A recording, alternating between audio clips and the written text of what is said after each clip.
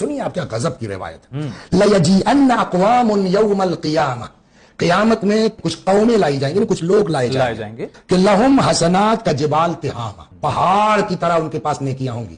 اس غریب کی مدد کی ہے، یہاں مسجد بنوائی ہے، وہاں امام کیا کچھ نہیں کیا ہے. فَيُؤْمَرْ بِهِمْ إِلَى النَّارِ، اس کے باوجود حکم الہی ہوگا جہنم میں.